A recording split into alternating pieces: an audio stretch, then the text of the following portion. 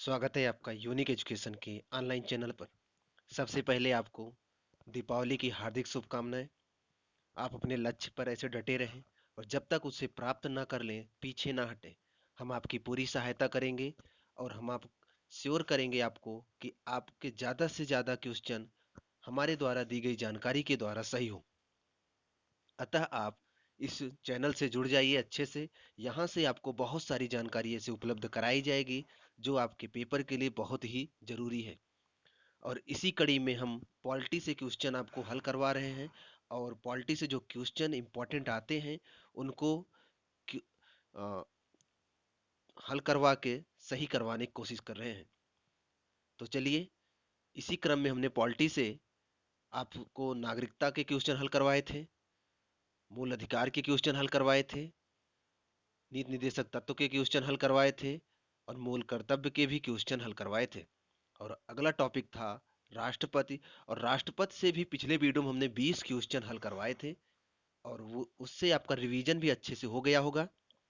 एक क्रम से हम पॉलिटी के क्वेश्चन हल करवा रहे हैं ताकि पूरी पॉलिटी जब तक ये खत्म होगी आपके पॉलिटी से बहुत सारे क्वेश्चन तैयार हो जाएंगे। और यहाँ से ढेर सारे क्वेश्चन पूछे जाते हैं क्योंकि ये यहाँ पर वही क्वेश्चन लिए गए हैं जो बार बार पेपर में आए हुए हैं। अतः आप अच्छे से इनको तैयार कर लीजिए और जो इसमें से आपको ना पता उसे नोट बना लीजिए, एग्जाम टाइम में आपके बहुत काम आ सकता है। तो चलिए, अभी राष्ट्रपति टॉपिक खत्म नहीं हुआ है। तो जो 20 क्वेश्चन आप पिछली बार किए थे उसी के आगे से क्वेश्चन नंबर 21 से देखते हैं। और पिछली बार आपने अच्छा किया होगा, कोशिश करिए कि इस बार भी आप अच्छा ही करें। तो चलिए वीडियो शुरू करते हैं और क्वेश्चन देखते हैं। एक मिनट।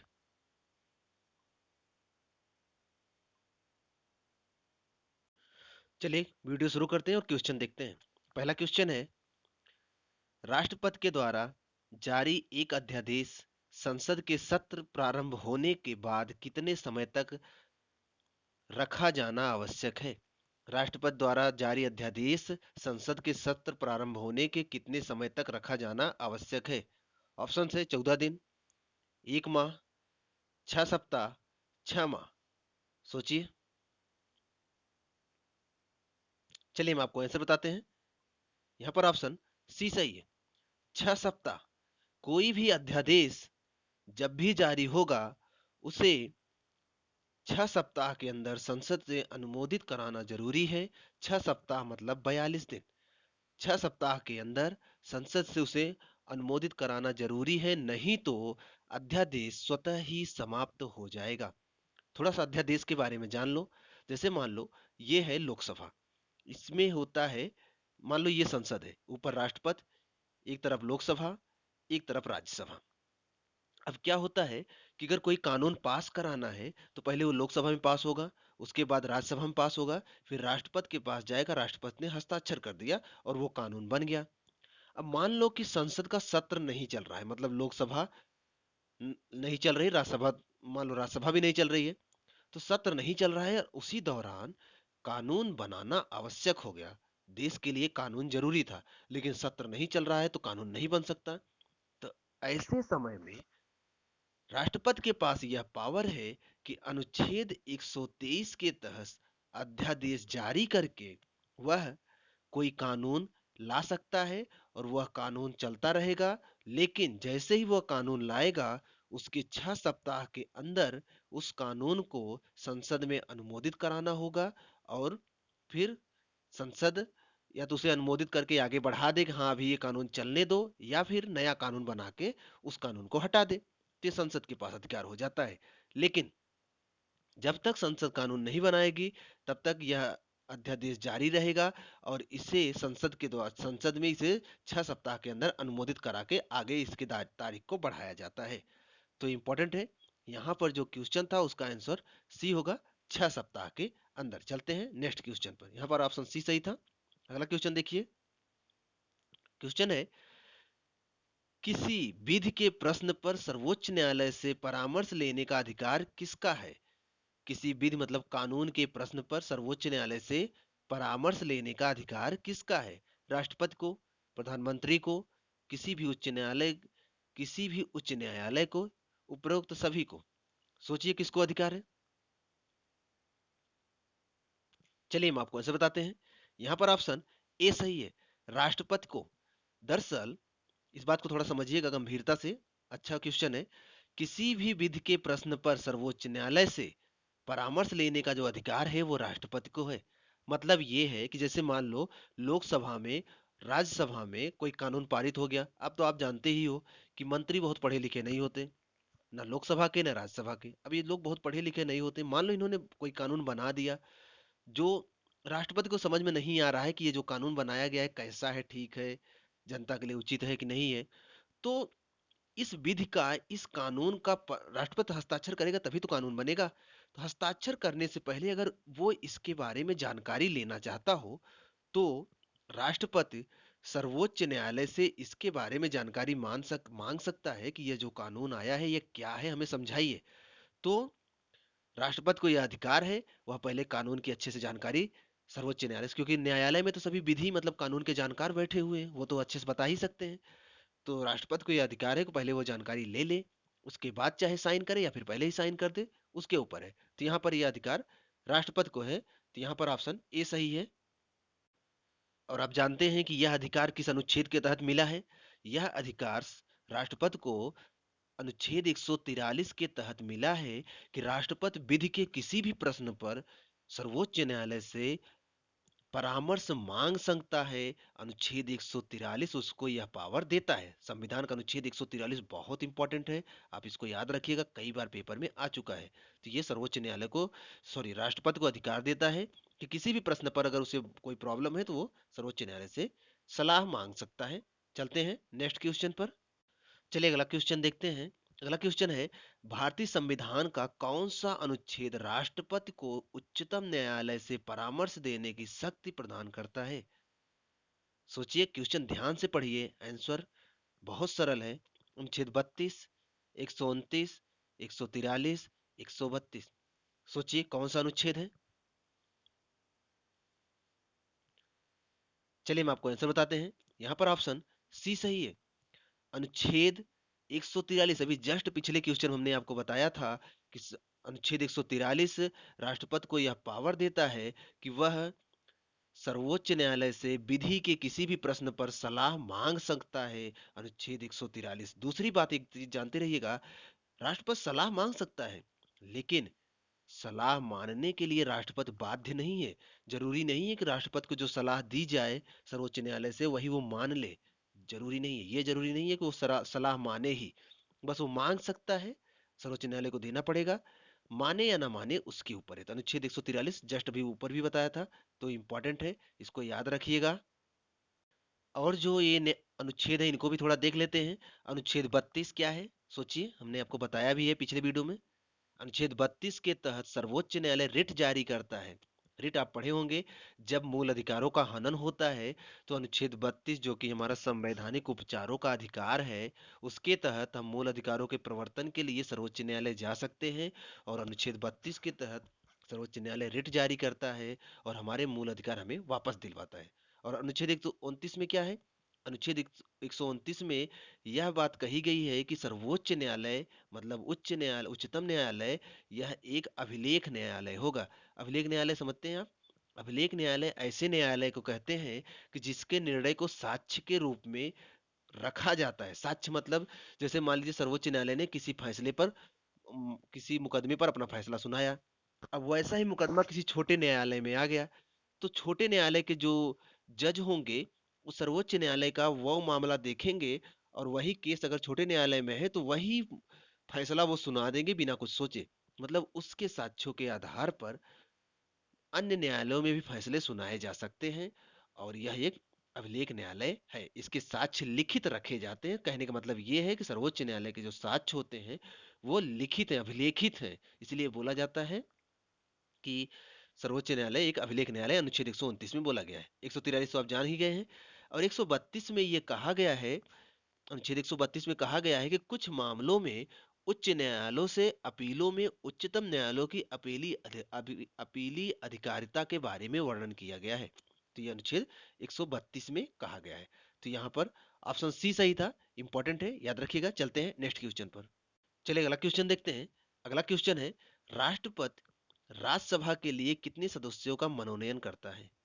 राज्यसभा में कितने सदस्यों का मनोनयन करता है? 2, 12, 10, 14। सोचिए। चलिए हम आपको आंसर बताते हैं। यहाँ पर ऑप्शन बी सही है। राष्ट्रपति राज्यसभा में कुल 12 सदस्यों का मनोनयन करता है, जो कि किस क्षेत्र से होते हैं? साहित्य, कला, विज्ञान, समाज सेवा। इन क्षेत्रों के अपने क्षेत्र के सबसे प्रतिभाशाली व्यक्ति होते हैं, ख्याति प्राप्त व्यक्ति होते हैं, लोग इनको जानते हैं। और इन क्षेत्रों के 12 लोगों को राज्यसभा में राष्ट्रपति मनोनीत करता है। इंपॉर्टेंट है, याद रखिएगा। एक चीज और आपको बता दें, ये जो मनोनयन है, राज्यसभा में जो मनोनयन है, लोकसभा में जो मनोनयन है, यह आयरलैंड के संविधान से लिया गया है। ये भी आप याद रखिएगा, काफी इंपॉर्टेंट है। और ये 12 लोगों का मनोनयन होता है, राष्ट्रपति करता है, याद रखिएगा। चलते हैं नेक्स्ट क्वेश्चन पर। चलिए अगला क्वेश्चन देखते हैं। अगला क्वेश्चन है, राष्ट्रपति को लोकसभा में किन 2 सदस्यों को मनोनीत करने का अधिकार प्राप्त है? सोचिए। काफी सस्ता क्वेश्चन है। एंग्लो इंडियन, अल्पसंख्यक, विशिष्ट क्षेत्र के व्यक्ति। राष्ट्रपति की इच्छा पर निर्भर करता है को किसे नियुक्त करेगा। सोचिए। चलिए आंसर बताते हैं आपको। यहां पर ऑप्शन ए सही है। Anglo Indian. 2 एंग्लो इंडियन को राष्ट्रपति अनुच्छेद 331 के तहत मनोनीत करता है। इंपॉर्टेंट है, याद रखिएगा। 2 एंग्लो इंडियन, 2 सदस्य मनोनीत करता है, वो भी एंग्लो इंडियन। एंग्लो इंडियन किसे कहते हैं ये भी जान लीजिए। एंग्लो इंडियन वो होते हैं जिनके माता पिता में से कोई एक अंग्रेज होता है और एक भारतीय होता है। मतलब एंग्लो मतलब अंग्रेज, इंडियन मीन्स भारतीय। कोई एक अंग्रेज होगा, कोई और एक भारतीय होगा। दरअसल जब अंग्रेज यहाँ पर आए थे तो अपनी संख्या बढ़ाने के लिए यहाँ के भारतीयों से शादी कर लिए। अब उन्हीं के बच्चे हैं जो अभी पड़े हुए हैं। दरअसल अंग्रेज जब यहाँ से जाने लगे तो कुछ तो चले गए, लेकिन वो अंग्रेज जो यहाँ पर शादी कर लिए थे वो रुक गए। अब वो रुक गए तो उनके बच्चे भी इसी समाज में रह रहे हैं। अब जब कभी वोटिंग होती है, निर्वाचन होता है, तो जो यहाँ के लोग हैं वो वोटिंग मतलब निर्वाचित हो जाते हैं, लोग उनको जिता देते हैं। लेकिन जो अंग्रेज हैं या फिर जो अंग्रेज के बच्चे हैं, उनको कोई वोटिंग नहीं करता, तो उनका प्रतिनिधित्व करने वाला कोई जीत नहीं पाएगा। यह बात ध्यान में रखा गया। अतः यह व्यवस्था की गई कि एंग्लो इंडियन जो हैं उनको निर्वाचित मतलब वोटिंग जीत कर सांसद बनकर आने की जरूरत नहीं है। हम उनको डायरेक्ट लोकसभा या राज्यसभा में लोकसभा में उनको डायरेक्ट मनोनीत कर देंगे, क्योंकि उनके जीतने के चांसेस बहुत कम है। अतः 2 सदस्यों का मनोनयन का प्रावधान कर दिया गया है। राष्ट्रपति करता है एंग्लो इंडियन को, और 2 सदस्य अनुच्छेद 331 के तहत। इंपॉर्टेंट है, याद रखिएगा। चलते हैं नेक्स्ट क्वेश्चन पर। चलिए अगला क्वेश्चन देखते हैं। अगला क्वेश्चन है, स्वतंत्र भारत के प्रथम राष्ट्रपति कौन थे? काफी सस्ता क्वेश्चन है, आपका नंबर बढ़ा सकता है अगर थोड़ा सा भी आपको याद होगा। डॉक्टर सर्वपल्ली राधाकृष्णन, डॉक्टर राजेंद्र प्रसाद, पंडित जवाहरलाल नेहरू, सरदार वल्लभ भाई पटेल। सोचिए। स्वतंत्र भारत के प्रथम राष्ट्रपति कौन थे? चलिए हम आपको आंसर बताते हैं। यहाँ पर ऑप्शन बी सही है। डॉक्टर राजेंद्र प्रसाद स्वतंत्र भारत के प्रथम राष्ट्रपति थे। दरअसल चुनाव तो 1952 में होते हैं, लेकिन इसके पहले ही 1950 में इन्हें राष्ट्रपति चुन लिया जाता है। 1950 में चुना जाता है, उसके बाद 1952 में चुनाव कराए जाते हैं। उसके बाद 52 से 57, 57 से 62, 2 पंचवर्षीय योजना तक ये राष्ट्रपति थे। और उसी दौरान ये प्रावधान लाया जाना था कि कोई व्यक्ति कितनी बार राष्ट्रपति बनेगा, लेकिन लाया नहीं पाए नेहरू जी। और अभी तक कोई प्रावधान है नहीं। अभी भी भारत में कोई भी व्यक्ति कितनी भी बार चाहे राष्ट्रपति बन सकता है, ऐसा कोई प्रावधान नहीं है। जबकि अमेरिका में है कि कोई व्यक्ति अधिकतम 2 बार राष्ट्रपति बन सकता है। दूसरी बात, अमेरिका में राष्ट्रपति का कार्यकाल कितना है आप कमेंट बॉक्स में बताएंगे कि उनका राष्ट्रपति का कार्यकाल कितना है, और अमेरिका के कौन से ऐसे राष्ट्रपति हैं जो 3 बार राष्ट्रपति हुए थे। 3 क्या 4 बार हुए थे, आपको बताना है कि जो 2 से अधिक बार, केवल कहने का मतलब ये है कि जो 2 से अधिक बार राष्ट्रपति हुए हैं, जबकि प्रावधान है कि 2 ही बार राष्ट्रपति होना चाहिए। चलते हैं नेक्स्ट क्वेश्चन पर। यहाँ पर आपको आंसर मिल गया होगा, राजेंद्र प्रसाद है। चलिए अगला क्वेश्चन देखते हैं। क्वेश्चन है कि यहाँ पर क्या भरा जाएगा कि एकमात्र भारतीय राष्ट्रपति थे जो निर्विरोध चुने गए थे। इनमें से कौन से ऐसे भारतीय राष्ट्रपति थे जो निर्विरोध चुने गए थे, मतलब उनके विरोध में कोई नहीं था? ज्ञानी जैल सिंह, वीवी गिरी, डॉक्टर जाकिर हुसैन, नीलम संजीव रेड्डी। सोचिए कौन थे। काफी इंपॉर्टेंट क्वेश्चन है, कई बार पेपर में भी आ चुका है। चलिए हम आपको आंसर बताते हैं। यहाँ पर ऑप्शन डी सही है। नीलम संजीव रेड्डी ऐसे राष्ट्रपति थे जिनके विरोध में कोई नहीं खड़ा था। ये निर्विरोध चुने गए थे। इंपॉर्टेंट है, काफी इंपॉर्टेंट है, याद रखिएगा, कई बार पेपर में भी आ चुका है ये, तो आप इसको याद रखिएगा। और आपको ये बताना है कि नीलम संजीव रेड्डी का कार्यकाल कब से कब तक था। आपको ये कमेंट बॉक्स में बताना है। दिमाग से सोच के अच्छे से आंसर दीजिएगा। चलिए अगला क्वेश्चन में चलते हैं। अगला क्वेश्चन है, सबसे लंबे समय तक भारत के राष्ट्रपति कौन रहे हैं? डॉक्टर राजेंद्र प्रसाद, डॉक्टर जाकिर हुसैन, वीवी गिर, सर्वपल्ली राधाकृष्णन। सोचिए। चलिए मैं आपको आंसर बताते हैं। यहाँ पर ऑप्शन ए सही है। डॉक्टर राजेंद्र प्रसाद भारत के सबसे अधिक समय तक राष्ट्रपति बनने का गौरव प्राप्त है, क्योंकि 2 बार वो राष्ट्रपति थे प्लस 2 वर्ष और भी थे। अतः सबसे अधिक समय तक भारत के राष्ट्रपति बनने का गौरव डॉक्टर राजेंद्र प्रसाद को प्राप्त है, पहली बात। दूसरी बात, भारत के प्रथम राष्ट्रपति थे, ये भी आपको याद रखना होगा। चलते हैं नेक्स्ट क्वेश्चन पर। यहाँ पर थोड़ा सा और देख लेते हैं कि अगर बात करें वीवी गिर की, तो वीवी गिर भारत के प्रथम कार्यवाहक राष्ट्रपति भी रह चुके थे। उसके बाद ये राष्ट्रपति बनते हैं, क्योंकि अचानक से राष्ट्रपति की मृत्यु हो जाती है तो इन्हें कार्यवाहक राष्ट्रपति बनाया जाता है। दूसरा, सर्वपल्ली राधाकृष्णन की बात करें तो ये भारत के प्रथम उपराष्ट्रपति थे, और ये इनको इनके जन्मदिवस को शिक्षक दिवस के रूप में भी मनाया जाता है। एक भारत के महान दार्शनिक भी थे और भारत के प्रथम उपराष्ट्रपति थे, और उपराष्ट्रपति के रूप में 2 कार्यकाल इनका था। इंपॉर्टेंट है, याद रखिएगा। चलते हैं नेक्स्ट क्वेश्चन पर। चलिए अगला क्वेश्चन देखते हैं। अगला क्वेश्चन है, भारत के राष्ट्रपति चुने जाने वाले प्रथम गैर कांग्रेसी उम्मीदवार कौन थे? नीलम संजीव रेड्डी, वीवी गिर, डॉक्टर जाकिर हुसैन, ज्ञानी जैल सिंह। सोचिए कौन थे। चलिए हम आपको आंसर बताते हैं। यहाँ पर ऑप्शन बी सही है, वीवी गिर। दरअसल बात यह है कि शुरू से ही कांग्रेस का वर्चस्व रहा है। कांग्रेस जब से भारत आजाद हुआ है, लगभग 40 से 50 दशक तक कांग्रेस की ही सरकार चल रही थी अच्छे से। मतलब बीच में तो कुछ समय के लिए दूसरी सरकार आई थी, लेकिन देखा जाए तो कांग्रेस ही थी। तो उस समय जो राष्ट्रपति भी आते थे वो कांग्रेस के ही आते थे। लेकिन पहली बार जो गैर कांग्रेसी राष्ट्रपति आए थे वे थे वीवी गिरि। इंपॉर्टेंट है, याद रखिएगा, काफी इंपॉर्टेंट है क्वेश्चन, याद रखिएगा। वीवी गिर, वीवी गिर के बारे में पीछे भी आपको बताए थे, प्रथम कार्यवाहक राष्ट्रपति थे, आपको ये भी पता होना चाहिए।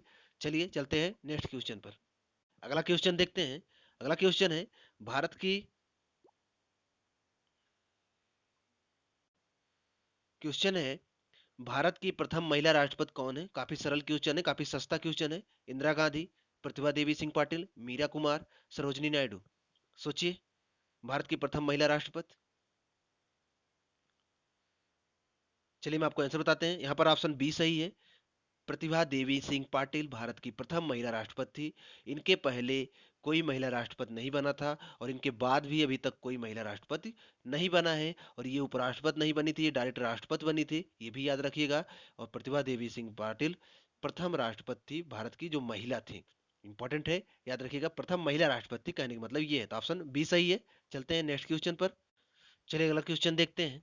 अगला क्वेश्चन है, भारत के निम्नलिखित में से किस मुख्य न्यायाधीश ने कुछ समय तक भारत के राष्ट्रपति के रूप में कार्य किया? कह रहा है कि कौन सा मुख्य न्यायाधीश था जिसने भारत के राष्ट्रपति के रूप में भी कार्य किया था कुछ समय के लिए, मतलब कार्यवाहक रूप में। न्यायमूर्ति एच कानिया, न्यायमूर्ति पी एन भगवती, न्यायमूर्ति एम हिदायतुल्लाह, न्यायमूर्ति राजेंद्र गडकर। सोचिए, इनमें से कौन से न्यायमूर्ति ऐसे थे जो कुछ समय के लिए राष्ट्रपति के रूप में भी कार्य किया था? चलिए हम आपको आंसर बताते हैं। यहाँ पर ऑप्शन सी सही है। न्यायमूर्ति एम हिदायतुल्लाह कुछ समय के लिए राष्ट्रपति के रूप में कार्य किए थे। इंपॉर्टेंट है, न्यायमूर्ति एम हिदायतुल्लाह के पीछे की कुछ कहानी आप समझ लीजिए। दरअसल 1967 में डॉक्टर जाकिर हुसैन 1967 में डॉक्टर जाकिर हुसैन राष्ट्रपति के रूप में शपथ लेते हैं, और इनका कार्यकाल 5 वर्ष का था। लेकिन 1969 में इनकी कार्यकाल में मृत्यु हो जाती है। तो कार्यकाल में इनकी मृत्यु होती है, तो ये भी इंपॉर्टेंट है कि कार्यकाल में मृत्यु किसकी हुई थी? तो डॉक्टर जाकिर हुसैन की। जैसे ही मृत्यु होती है, उस समय उपराष्ट्रपति थे वीवी गिर। वीवी गिर उपराष्ट्रपति थे, तो जैसे ही राष्ट्रपति का पद खाली होता है, उनकी मृत्यु होती है या फिर त्याग पत्र दे देते हैं, तो उपराष्ट्रपति का यह कार्य है कि वह राष्ट्रपति का पद संभाले। तो वीवी गिर जो थे उस समय उपराष्ट्रपति थे, तो वो राष्ट्रपति का पद संभाल लिए, तो कार्यवाहक राष्ट्रपति बन गए। लेकिन राष्ट्रपति का चुनाव होने वाला था कि नया राष्ट्रपति चुनकर आएगा, क्योंकि उपराष्ट्रपति कितने दिन राष्ट्रपति का कार्यभार देखेगा। तो नया राष्ट्रपति के चुनाव के लिए वीवी गिर जो थे उपराष्ट्रपति के पद से त्यागपत्र दे दिए, और उपराष्ट्रपति के पद से जैसे ही त्यागपत्र दिए, उन्हें राष्ट्रपति का कार्यभार संभालने की जरूरत ही नहीं थी, क्योंकि वो राष्ट्रपति बनना चाहते थे, इसलिए उन्हें चुनाव लड़ना था। तो चुनाव लड़ने के लिए वो उपराष्ट्रपति के पद से त्यागपत्र दे दिए और वो चुनाव लड़ने के लिए मैदान में आ गए। तो उपराष्ट्रपति का पद खाली हो गया। तो उपराष्ट्रपति का पद अगर खाली होगा तो राष्ट्रपति पे कौन बनेगा? तो ऐसे समय में सर्वोच्च न्यायालय के मुख्य न्यायाधीश के ऊपर यह दायित्व आ गया कि वो राष्ट्रपति का पद तब तक संभाले जब तक नया राष्ट्रपति नहीं आ जाता। तो ऐसे समय में न्यायमूर्ति मूर्ति एम हिदायतुल्लाह भारत के प्रथम ऐसे न्यायमूर्ति थे जो राष्ट्रपति का पद कार्यवाहक के रूप में संभाले थे। तो ऑप्शन सी सही है। हमने जो कहानी समझाना चाहे वो आप जरूर समझे होंगे, बहुत जरूरी है, इंपॉर्टेंट भी, याद भी रखिएगा, पेपर में आते रहते हैं यहाँ से क्वेश्चन, काफी इंपॉर्टेंट है, तो याद रखिएगा। चलिए अगला क्वेश्चन देख लेते हैं। अगला क्वेश्चन है, निम्नलिखित में से कौन लगातार 2 बार राष्ट्रपति बना था? बहुत सरल क्वेश्चन है। Rajendra Prasad, doctor Zakir Hussain, doctor S Radhakrishnan, A और सी दोनों, मतलब कि राजेंद्र प्रसाद और राधाकृष्णन दोनों। कह रहा है कौन लगातार 2 बार राष्ट्रपति बना था। चलिए हम आपको ऐसे बताते हैं। यहाँ पर ऑप्शन ए सही है। डॉक्टर राजेंद्र प्रसाद लगातार 2 बार राष्ट्रपति थे, आपको पीछे भी बताया जा चुका है, तो काफी इंपॉर्टेंट है, याद रखिएगा। 2 बार क्या, उसके बाद भी 2 साल और भी बने थे, तो इंपॉर्टेंट है, डॉक्टर राजेंद्र प्रसाद, याद रखिएगा। चलिए अगला क्वेश्चन देखते हैं। अगला क्वेश्चन है, भारत के किस राष्ट्रपति की मृत्यु उसके कार्यकाल पूरा होने से पहले ही हो गई थी? इंपॉर्टेंट है, अभी थोड़ी देर पहले भी आपको बताए हैं, तो जरा सा भी याद होगा सही कर जाएंगे आप। डॉक्टर सर्वपल्ली राधाकृष्णन, डॉक्टर राजेंद्र प्रसाद, वीवी गिर, जाकिर हुसैन। सोचिए कौन थे जो जिनकी मृत्यु उनके कार्यकाल में हो गई थी। चलिए मैं आपको आंसर बताते हैं। यहाँ पर ऑप्शन डी सही है। डॉक्टर जाकिर हुसैन की मृत्यु उनके कार्यकाल में ही हो गई थी। दरअसल उनका कार्यकाल 1967 से 72 तक था, 5 साल का कार्यकाल था, लेकिन 1969 में ही इनकी मृत्यु हो जाती है। अतः उनका पद खाली हो जाता है, जिसमें कार्यवाहक के रूप में बीबी गिर आते हैं। बीबी गिर भी अपना पद त्याग कर राष्ट्रपति का चुनाव लड़ने चले जाते हैं, तो उनका पद फिर खाली हो जाता है। तो उस पद को देखने के लिए आते हैं न्यायमूर्ति एम हिदायतुल्लाह। तो ये इंपॉर्टेंट है, याद रखिएगा। अन्य राष्ट्रपतियों की अगर बात करें तो डॉक्टर सर्वपल्ली राधाकृष्णन का जो कार्यकाल था राष्ट्रपति के रूप में, क्योंकि भारत के प्रथम उपराष्ट्रपति भी ये रह चुके थे, तो ये राष्ट्रपति के रूप में इनका जो कार्यकाल था वो 1962 से 67 तक था, 5 साल पूरा किए थे ये। उसके बाद अगर हम राजेंद्र प्रसाद की बात करें तो आपको पता है 1950 से 62 तक थे। और वीवी गिर की बात करें तो पहली बार ये कार्यवाहक थे 1969, 3 मई 1969 से 20 जुलाई 1969 तक थे। और दूसरी बार जब ये राष्ट्रपति बनकर आए तो 24 अगस्त 1969 से 24 मई 1974 तक थे। तो ये भी इंपॉर्टेंट है, याद रखिएगा। और जाकिर हुसैन तो आप जानते हो, इनका कार्यकाल में ही मृत्यु हो गया था 1967 से 1969 के दौरान, 2 साल के बाद ही इनकी मृत्यु हो गई थी। इंपॉर्टेंट है, याद रखिएगा। चलते हैं नेक्स्ट क्वेश्चन पर। अगला क्वेश्चन है कि संविधान के किस अनुच्छेद के अंतर्गत राष्ट्रपति संघीय मंत्रिपरिषद की सलाह मानने के लिए बाध्य है? मतलब राष्ट्रपति को मंत्रिपरिषद जो सलाह देगी उसे मानने के लिए वो बाध्य है। अनुच्छेद 72, 74, 75, 85। सोचिए।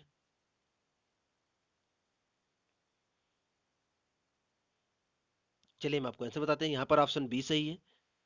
अनुच्छेद 74 के तहत मंत्रिपरिषद जो भी सलाह राष्ट्रपति को देगी, राष्ट्रपति उसे मानने के लिए बाध्य है, राष्ट्रपति मना नहीं कर सकता। मंत्रिपरिषद जो भी सलाह राष्ट्रपति को देगी, राष्ट्रपति उसे मानने के लिए बाध्य है। यही अनुच्छेद संविधान का अनुच्छेद 74 में कहा गया है। इंपॉर्टेंट है, याद रखिएगा। तो यहाँ पर राष्ट्रपति से संबंधित महत्वपूर्ण क्वेश्चन जो थे वो समाप्त होते हैं। और कोशिश करिएगा आप कि जो भी क्वेश्चन आपको यहाँ पर ऐसे लगे होंगे कि जो आपको नहीं याद हो सकते, आप उन्हें नोट करके याद कर डालिएगा, क्योंकि ये सभी क्वेश्चन ऐसे हैं जो पेपर में बार बार आते हैं, तो आपको तैयार होना चाहिए। अगला वीडियो अभी राष्ट्रपति का ही होगा, लेकिन वो जल्द आएगा। उसमें बात यह है कि यहाँ पर क्वेश्चन आंसर के फॉर्म में था, वहाँ पर केवल आपको 1 लाइन में आंसर बता दिया जाएगा। जितने भी वहाँ पर ऐसे क्वेश्चन बनाए गए हैं जो पेपर में आते रहते हैं, तो उनको वन लाइनर के रूप में आपको बता दिया जाएगा। एक बार आप उनको सुन लीजिएगा, वहां से भी ढेर सारे क्वेश्चन आपको मिल जाएंगे पेपर में। और अभी तक जो क्वेश्चन थे ये क्वेश्चन आंसर के रूप में थे, वहाँ वन लाइनर होंगे। तो अगला वीडियो जो होगा वो राष्ट्रपति से जुड़े हुए तमाम क्वेश्चन जो पेपर में आते हैं वन लाइनर के फॉर्म में 40-50 क्वेश्चन आपको कंप्लीट कराए जाएंगे। तो वो वीडियो और ये वीडियो और इसके पीछे जो पहले एक वीडियो अपलोड हुआ था ये वीडियो, इन तीनों चारों वीडियो को तैयार कर लेंगे तो मेरा दावा है कि राष्ट्रपति से कोई भी क्वेश्चन आपका पेपर में कभी गलत नहीं होगा। बस आप अच्छे से तैयार कर लीजिए। और अगर आप गंभीरता से तैयारी कर रहे हैं, यूपीपी का पेपर अगर आपको देना है, तो यूपीपी का टेस्ट सीरीज भी इस पर अपलोड होता है। आप इस चैनल से अच्छे से जुड़ जाइए, चैनल को सब्सक्राइब कर लीजिए और उन लोगों के पास भी शेयर कर दीजिए जो तैयारी में लगे हुए हैं। तो मिलते हैं हम आपसे नेक्स्ट वीडियो में, तब तक आप पढ़ते रहिए।